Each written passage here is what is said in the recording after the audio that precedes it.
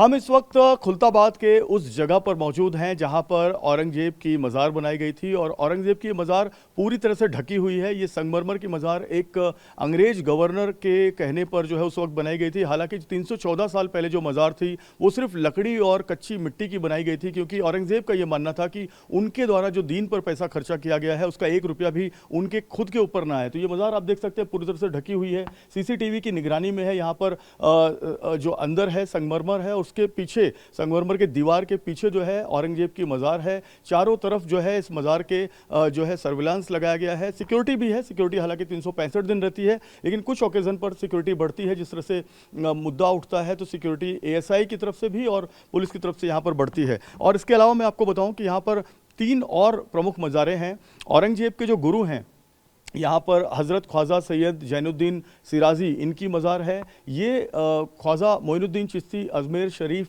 के वंशज उनके घराने के हैं। और यहाँ पर करीब 700 साल पहले इनकी जब ये मज़ार बनी थी तो औरंगजेब जब हयात थे, जिंदा थे, तो यहाँ पर खुद वो आते थे। उनको सुकून महसूस होता था, अच्छा लगता था। और उन्होंने अपने जो वारिस हैं उनको ये कहा था कि जब भी उनका इंतकाल हो, जब भी उनका निधन हो, उनके शरीर को इसी जगह पर लाकर दफनाया जाए। तो अहमदनगर से औरंगाबाद उनका ये पूरा शरीर 314 साल पहले लाया गया और उनकी यहाँ पर मज़ार बनाई गई। एक मज़ार उनके बेटे की है, जो उनके बेटे हैं उनके बेटे की एक मज़ार यहाँ पर है, क्योंकि वो अपने पिता से बहुत प्यार करते थे। और उनकी जो पत्नी है, यानी कि औरंगजेब की जो बहू है, उनका एक मज़ार यहाँ पर है।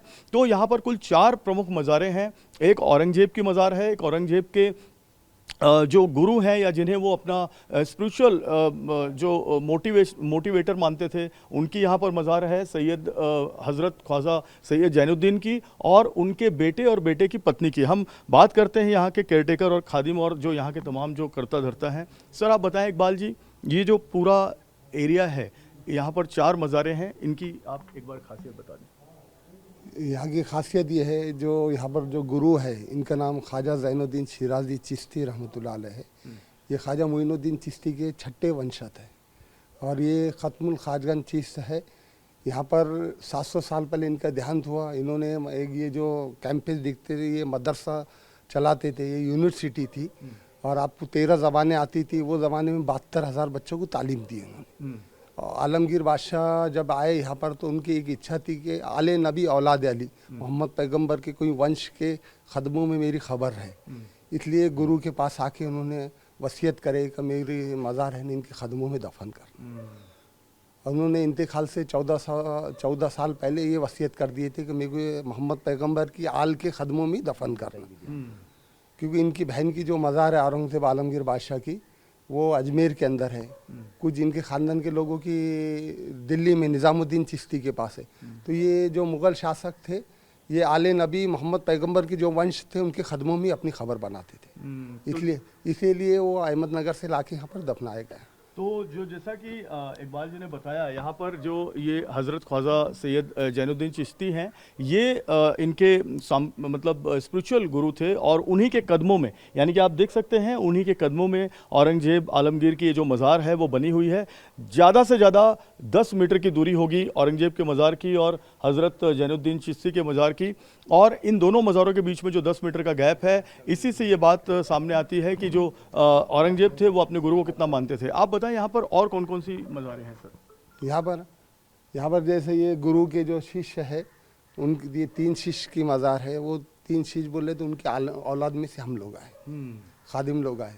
और यहाँ औरंगज़ेब आलमगीर बादशाह के बड़े बेटे हैं मोहम्मद आज़म शाह है, उनकी बेटी है, उनकी बीवी है आसिया बेगम। और यहाँ पर सूफ़ी संतों का शायर है। यहाँ पर बहुत सारी मज़ारें हैं। ओके, तो ये जो इनके बेटे की जो यहाँ पर मज़ार है, उसको यहाँ पर लाने का क्या ये, क्योंकि वो भी अहमदनगर में साथ में ही थे उस वक्त, उनकी पत्नी भी साथ में थी, तो उनको बहुत प्यार करते थे। हाँ, आलमगीर बादशाह के जो मोहम्मद आज़म शाह थे, इन्होंने अहमदनगर से अपने वालिद की बॉडी को यहाँ पर लेके आए। अहमदनगर से यहाँ पर लाने को 14 दिन लगे थे वो ज़माने। और उसके बाद है ना, दोनों भैया में है ना जंग हुई, आज़म शाह मौज़म शाह में। तो फिर ये मौज़म शाह शहीद हो गए ग्वालियर के पास, और वहाँ से फिर उनके बेटों ने लाके उनको यहाँ पर दफनाया। और उनकी पत्नी को? उनकी पत्नी पहले से यही थी। अच्छा, पहले से यही से थी। अच्छा, यहाँ पर कहाँ-कहाँ से लोग आते हैं दर्शन करने के लिए या जो अपनी मन्नतों को मांगने के लिए? पूरी दुनिया से लोग आते हैं? पूरी दुनिया से आते सर। ये सूफी संत तो चिश्तिया सिलसिला है। हाँ।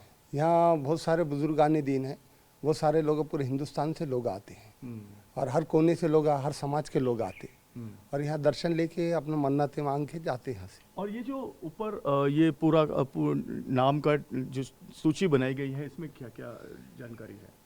थोड़ा मैं चल के बता जी, दें। बिल्कुल, बिल्कुल बताएं। ये जो नीचे नाम दिख रहा है, ये ख्वाजा ज़ैनुद्दीन शिराजी है। ये सूफी संत का है। ये उनके वालिद है। उनकी मज़ार भी यहाँ पर ही है, खुलदाबाद शहर में। ये उनके वालिद है। ये महमूद शिराजी, ये ईरान के अंदर है। ऐसा होते मोहम्मद पैगंबर तक लास्ट में जाता। 22 नाम है इसके अंदर सीजरे में। तो ये मोइनुद्दीन चिश्ती जो है उन्हीं के पूरे वंशज हाँ, हैं? उनके वंशज में से। उनके वंशज है। तो ये मोइनुद्दीन चिश्ती जो अजमेर शरीफ, ख्वाजा अजमेर शरीफ हैं, उन्हीं के जो पूरे वंशज हैं, हुजूर हजरत मोहम्मद मोहम्मद पैगंबर के जवई है हजरत सैयद अली जी। रजी अल्लाह ताला। उनके बेटे सैयदना इमाम हसन है। जी।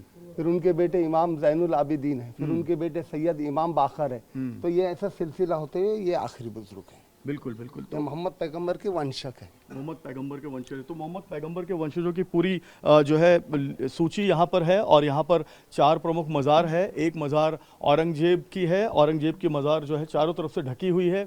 इसमें जो मकबरा बनाया गया है, इसमें जो मज़ार या कब्र बनाई गई है, ये संगमरमर की कब्र जो है वो अंग्रेज़ के गवर्नर ने जो है वो यहाँ पर कही थी बनाने के लिए, जिसके बाद ये संगमरमर की कब्र बनाई गई। लेकिन जो पहले की कब्र थी वो मिट्टी की और लकड़ी की कब्र थी। और दूसरी सबसे यहाँ पर अहम बात यह है कि इस मज़ार को चारों तरफ से इसलिए ढका गया है ताकि जो लोग यहाँ पर आते हैं वो उस तरफ से, अगर कोई आता है तो वो मज़ार के अंदर जा सके, यहाँ पीछे की तरफ से कोई ना जा सके। यहाँ पर चारों तरफ हम देख सकते हैं एएसआई के जो अलग अलग सिक्योरिटी हैं वो यहाँ पर लगाए गए हैं। और इस तरफ भी अगर मैं आपको दिखाऊं तो ये जो पेड़ है, इस पेड़ के पीछे यहाँ पर मस्जिद के बगल वाली जो इमारत है, इसके बगल में इस मज़ार की जो पूरी की पूरी घेरा है, इसको भी पूरी तरह से प्लास्टिक से और कपड़ों से, हरे रंग के कपड़ों से घेरा गया है। तो ये एक बहुत ही पाक जगह मानी जाती है, बहुत ही पवित्र जगह मानी जाती है। इनका ये कहना है कि यहाँ पे शांति और सुकून मिलता है और शांति और सुकून मिलने के कारण यहाँ पर लोग बड़े पैमाने पर आते हैं, खास करके दर्शन करने के लिए। कैमरामैन सुभाषीष के साथ जयप्रकाश सिंह, TV9 भारतवर्ष, खुलताबाद।